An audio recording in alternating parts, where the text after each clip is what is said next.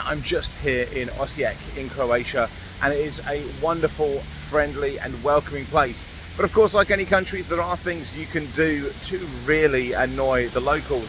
So here are a few tips on what not to do when coming to Croatia as a tourist, as a traveller, as someone just passing through. Now, the first thing I would say is do not mistake Croatia for being Eastern Europe. Now, there is of course debate over geographical locations of West, Central and Eastern Europe, but do not ever mistake someone in Croatia as being Eastern European. They are very much tied to the West. In fact, as previously part of Austria-Hungary as well, they have a almost unique culture that sets them in stone as parts of Central Europe. And if you mention that, oh, I've never been to Eastern Europe before, oh, it's nice to be to Eastern Europe, you may get a few more slightly concerned or actually aggressive looks than you would ever likely usually get in this beautiful country. Another mistake that people make when they are in Croatia is the food. If you go to the touristy parts of Croatia, which tend to be nearer the coast, if anything, then they will be lined with pasta and pizza. Now, don't get me wrong, Croatia is not a million miles away from Italy, and so does those very, very well. But if you're a tourist and you've come along to Croatia and then you start going, oh, I ate the really traditional stuff. Yeah, I ate all the Croatian food, and it's a pasta dish or a slightly different looking pizza. No, you didn't. The best thing to remember about Croatia is their food is incredibly diverse, and it depends basically on where you are in the country. If you're down in the south, then you're more likely to have a fish dish. If you're in certain regions in the northeast or anywhere like that, you'll be more hearty dishes, more meat-based. For instance, brudet is one that you'll get in the south, which is a fish dish, all made in one pot, basically. But it's something to think about when you're coming here. If you want to actually think about the food, you want to indulge yourself in Croatian culture and food, then really look out for those things that are off the normal strip of the tourist areas. Now, of course, if you're just going, you know what, I just want to enjoy myself, I'm more touristy, then enjoy the pizza. They do it very well.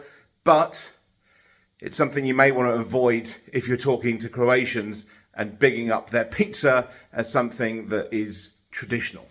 Another way to easily annoy or offend someone here in Croatia would be to suggest that Croatian and Serbian is the same language. Now, this is something that a lot of people do. They do it with other languages in Northern Europe as well, but because they hear something that's got a slight twang, or maybe, oh, well, I speak a bit of Serbian, so I'll be able to figure it out.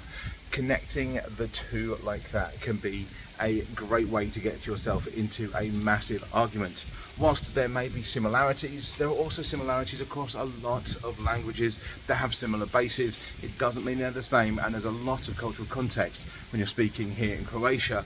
So if you want to stay on their good side, maybe just don't mention that you think it sounds similar to the Serbians next door. Another way to start an argument here in Croatia would be to identify this place as one of the Balkan countries. Now, I know a few of you just brought up a map and just went, but it is one of the Balkan countries, and while geographically you can argue that, as a Balkan country, the culture is so different.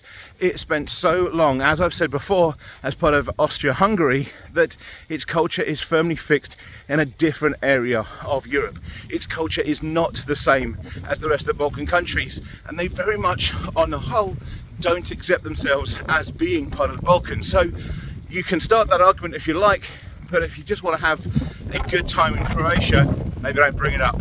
Another way to really annoy Croatians when you're travelling around here is to not learn some basic phrases. Now, of course, Croatia is massively multilingual. You probably find almost everyone you speak to does speak some English. But as with many countries, just assuming they do and just start speaking it louder or slower is not going to get you in their good graces. So learn a few phrases, whether that's simply saying thank you, hello, where is something. You're going to get a lot more respect if you do things that way.